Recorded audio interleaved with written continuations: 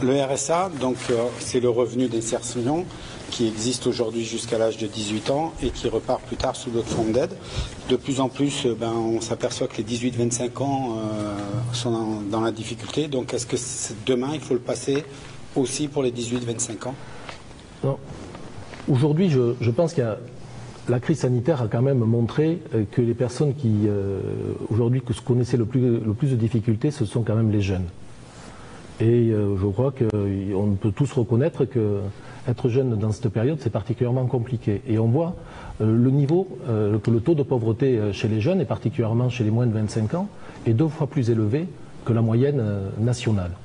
Et aujourd'hui, ce sont les seuls qui ont certes des droits civiques, qu'ils ont la majorité à 18 ans, qu'ils ont le droit de voter à 18 ans, mais par contre, ils n'ont pas le droit à un certain nombre de revenus, dont le revenu de solidarité active. Et je pense qu'il est indispensable, comme ça fait plusieurs années que l'on a déposé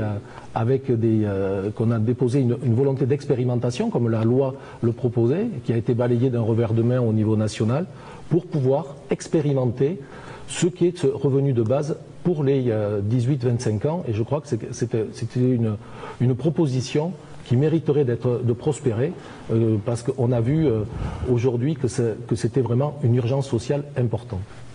Monsieur Hara, votre position sur le RSA 18-25 ans? Oui, c'est un débat qu'on a eu encore récemment dans l'hémicycle au conseil départemental. C'est un sujet effectivement qui intéresse tout le monde et on sait combien les jeunes souffrent et ont souffert dans cette période et combien ils souffrent du chômage. Nous avons une divergence chez Couleur-Land qui est de dire que nous préférerions étendre la garantie jeune. C'est un dispositif qui ramène des revenus mais qui est un accompagnement plus précis dans une formation et vers l'emploi. L'objectif pour un jeune de 18-25 ans, évidemment, c'est de se former, d'avoir un diplôme ou un apprentissage ou une formation et d'avoir du travail. Et donc, nous préférerions ces dispositifs-là qui est vraiment accompagner chaque jeune dans un parcours professionnel pour que demain, il puisse avoir un emploi le plus durable et le plus stable possible. Donc, c'est une divergence qui existe entre nous.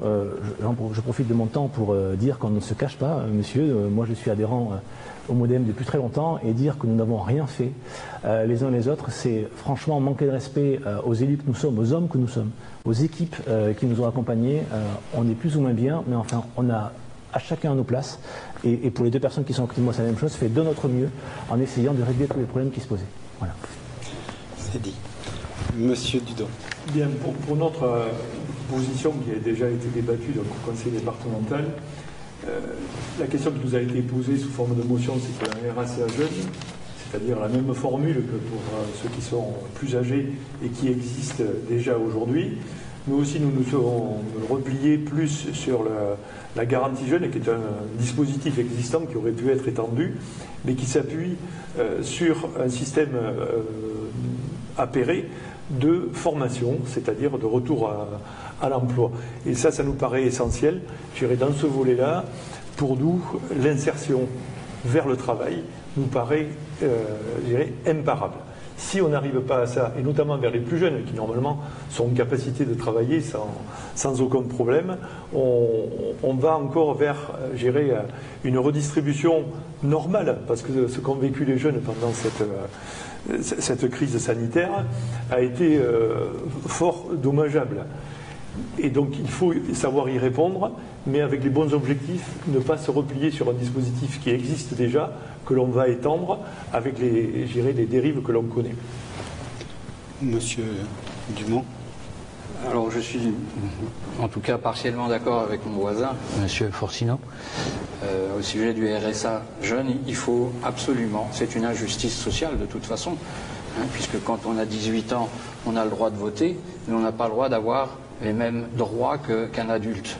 Donc déjà, c'est une injustice sociale à la base. Donc il faut instaurer ce RSA jeune au plus vite, à la limite même, faire du département des Landes un département d'essai, en fait, et voir un peu ce qui s'y passe, les accompagner bien sûr, mais on les accompagne déjà, en fait. Les former bien sûr, mais seulement vous savez très bien qu'à la sortie d'un apprentissage, il n'y a pas beaucoup de patrons, et je suis bien placé pour le savoir, qui embauchent en CDI, je parle bien en CDI, le jeune qu'ils ont formé. Alors, Alors, je crois que M. Fortinon demande le droit de réponse, donc on va...